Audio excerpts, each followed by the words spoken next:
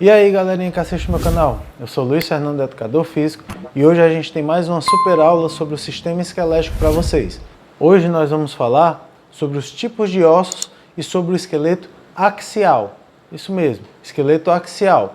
O esqueleto ele é dividido em duas partes, o esqueleto axial e o esqueleto apendicular. Hoje você vai descobrir a diferença entre eles dois e quais são os tipos de ossos que a gente pode encontrar no nosso corpo.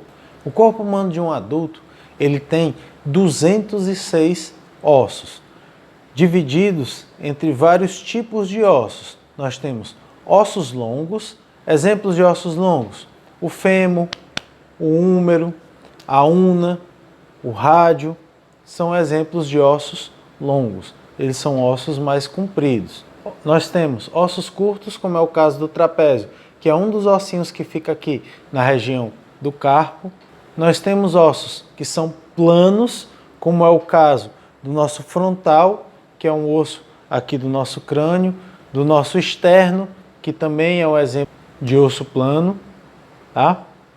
Nós temos ossos chamados de ossos sesamoides, que são ossos redondos que ficam entre algumas articulações. O osso sesamoide mais famoso é a nossa patela, comumente chamada de rótula, de bolacha, é esse osso aqui do joelho. É um exemplo de osso sesamoide. E nós temos ossos chamados de ossos irregulares. São ossos difíceis de definir o formato deles. Exemplo, as nossas vértebras. Os ossos das vértebras, eles são estranhos, eles não têm um formato definido. E por isso, eles são chamados de ossos irregulares. Então, recapitulando, nós temos ossos longos, exemplo, o fêmur. Nós temos ossos curtos, alguns ossinhos do carpo e do tarso, tá? Nós temos ossos planos, como é o caso de alguns ossos do crânio e do externo, e nós temos os ossos sesamoides, que são ossos redondos que ficam entre algumas articulações. E o nosso esqueleto, galera, ele é dividido em esqueleto axial e esqueleto apendicular. O esqueleto axial, ele basicamente são os ossos que ficam no nosso tronco, tá? Eles são localizados na região mais medial. E o esqueleto apendicular, eles são ossos mais distais, tá? Ou seja, os nossos membros superiores e inferiores, a nossa cintura clavicular e a nossa cintura pélvica. Mas isso é um assunto para a nossa próxima aula. Hoje nós vamos falar do nosso esqueleto axial. Como você está vendo aí na imagem, o esqueleto axial são basicamente os ossos que ficam na região medial, no tronco do nosso corpo. Tá? O nosso esqueleto axial, a gente encontra os ossos do crânio, e aqui eu vou dar alguns exemplos. Aqui, no coco da cabeça, nós vamos ter o osso frontal, que é esse osso aqui da testa da gente, os ossos parietais, que ficam aqui nessa parte de cima da cabeça, os ossos temporais, por isso que aqui a gente chama de têmporas, tá? E os ossos e o osso occipital, que fica aqui atrás da cabeça. Um bebê, ele tem mais ossos do que um adulto. E uma forma bem bacana da gente entender o porquê o bebê tem mais ossos do que um adulto é quando a gente pega na cabeça do bebê. Geralmente aqui no centro ele tem o que a gente chama de muleira, né? Por quê? Porque ele vai ter uma parte aqui que os ossos ainda não estão recobrindo. Depois de um tempo, o crânio do adulto ele vai se juntando, mas o crânio dos bebês ele é bem mais fragmentado do que o crânio do adulto. E por que tanta fragmentação? Porque para o bebê passar pela vagina da mãe, para o bebê nascer, ele vai precisar ter essa cabeça dele um pouco mais flexível para que ele consiga passar pelo canal. Tá? O adulto, como ele não precisa mais, com o tempo esse crânio vai se juntando. Tá legal? Então aqui em cima, frontal, parental, temporal, occipital. Aqui nos ossos da face, a gente pode destacar os orbitais, que são os ossos onde fica o nosso olho, tá? Esse osso aqui do nariz até aqui essa parte da boca, onde ficam os dentes, aqui a gente chama de maxilar, tá? O maxilar é esse ossinho aqui, ó, junta nariz e essa parte aqui onde fica os dentes da parte de cima. Esse osso aqui que eu estou pegando, que é o único osso móvel da cabeça, é o que a gente chama de mandíbula, tá? Então, maxilar, mandíbula, esses ossinhos aqui, ó, que eu estou pegando do lado, que formam as maçãs do rosto, chama-se osso zigomático. Então aqui a gente teve alguns exemplos de alguns ossos do crânio. Se você abre esse crânio, você vai encontrar bem mais ossos dentro desse crânio, mas eu não vou entrar em detalhes. Por exemplo, aqui atrás da cabeça tem uma protuberânciazinha que a gente chama de processo mastoide, tá? E eu não sei se você sabe, fica por curiosidade, aqui esse músculo do pescoço que faz a flexão de pescoço, ele se chama esternocleidomastoide. Por quê? Porque ele começa no externo e é ligado ao processo mastoide, que é o osso que eu falei que tem aqui atrás do crânio. Eu falei isso mais como curiosidade para você. Entre os ossos também do esqueleto axial, nós temos o externo. O externo, que a gente já viu que é um osso plano, faz parte do esqueleto axial. E junto ao externo, a gente tem as nossas costelas. Nós temos ao todo 24 costelas, ou seja, são 12 pares de costela. 12 costelas de um lado, 12 costelas do outro, tá? Dessas 12 pares de costela, são divididos entre costelas verdadeiras, costelas falsas e costelas flutuantes. Nós temos 7 costelas verdadeiras, 3 costelas falsas e 2 flutuantes. E como é que eu posso distinguir o que é uma costela verdadeira de uma costela falsa? As costelas verdadeiras são aquelas que se ligam diretamente ao externo. Costelas falsas, elas se ligam ao externo, mas de forma indireta. E as costelas flutuantes, elas não têm nenhuma ligação com o osso do externo.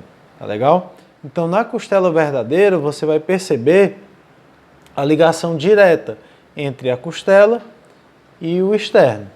Nas costelas falsas, ela vai geralmente se ligar em outra costela verdadeira para depois ir para o osso do externo. Por isso é chamado de costela falsa. E as costelas flutuantes, que não se ligam ao externo de forma nenhuma. Curiosidade, algumas pessoas retiram as costelas flutuantes para poder afinar mais a cintura. Exemplo da Paula Fernandes, que fez isso, tá? É uma cirurgia, de certa forma, bem simples, mas eu não aconselharia ninguém a fazer isso. Por quê? Porque as costelas falsas, elas estão ali para proteger alguns órgãos, como, por exemplo, os rins e o fígado. Tá? Então, se você retira essas costelas, esses órgãos vão ficar desprotegidos e qualquer acidente que você sofra, qualquer pancada que você pegue nessa região, pode afetar esses seus órgãos internos. Então, será que vale a pena você fazer uma cirurgia dessa só para ficar com a cintura mais fina e pôr a sua vida em risco? Né? Fica aí a dúvida e a curiosidade para você. E para finalizar o esqueleto axial, nós temos a nossa coluna vertebral, que também faz parte do esqueleto axial. Então, a coluna vertebral, ela é dividida em 33 vértebras. Tá? Dessas 33 vértebras, nós temos a cervical, a torácica, a lombar, a sacral e as coxígeas. Então, é essa a divisão da coluna vertebral. Cervical, torácica, lombar, sacral e coxígea. Entre esses números, nós vamos ter 7 vértebras cervicais, tá? Então, aqui nessa região do pescoço, nós teremos 7 vértebras. E olha que coisa interessante, você já deve ter ouvido falar de alguém que sofreu um acidente, que lesionou a coluna e falou, o fulano sofreu um acidente e sofreu uma lesão na C3, na C4, na C5. Isso é de acordo com o número das vértebras. Nós temos 7 vértebras cervicais. Cervicais são utilizadas a letra C. Então, Se você tem, por exemplo, a primeira vértebra aqui, ela é bem mais próxima da cabeça. Se você tem uma lesão na C1, que é essa mais próxima da cabeça, por exemplo, essa significa que essa lesão foi no ponto mais alto. Fato curioso é que quanto mais alta é a lesão, quanto mais próxima do pescoço é essa lesão, quanto mais próxima da cabeça, mais danos você vai ter no seu sistema nervoso. Tá? Se você sofreu uma lesão na cervical, por exemplo, provavelmente você vai ficar tetraplégico, você não vai mais se mexer do pescoço para baixo e, além disso, você ainda corre o risco de não controlar mais algumas funções corporais suas, como, por exemplo, a respiração, o seu coração, o seu sistema urinário e por aí vai. As torácicas são 12 vértebras. Olha que interessante como é fácil decorar as torácicas. Para cada costela, nós temos uma vértebra torácica. São 12 costelas, então nós temos 12 vértebras torácicas e elas têm a nomenclatura de T. Então, quando você sofre uma lesão na torácica, você sofre na T1, T2, T3, T8, T12, tá? Dependendo do número. Quanto mais próximo da região de cima, a T1 é em cima e a T12 é a parte mais de baixo das vértebras torácicas. Logo abaixo da torácica, nós temos as vértebras lombares. Tá? E aí as lombares são chamadas de L. L1, L2, L3, L4. Nós temos 5 vértebras na região lombar. Então até agora a gente tem 7 cervicais, 12 torácicas, 5 lombares. Sobrou a sacral e a coxígea. O sacro e o cóccix, galera, ele parece ser um osso só, porque ele é um osso fundido, mas nós contamos as quantidades de vértebras que tem nele. Nós temos 5 vértebras sacrais e 4 vértebras coxígeas, só porque essas vértebras sacrais e coxígeas, elas são basicamente um osso só. Se você tiver contato com o sacro e com o cóccix, você vai ver que basicamente ele é um osso só. Bom, esses são os ossos do esqueleto axial. Basicamente são os ossos do crânio, os ossos da coluna, os ossos da costela e o externo. Se você gostou desse vídeo, se você está curtindo esse conteúdo, se inscreva no canal, deixe seu like e deixe seu comentário.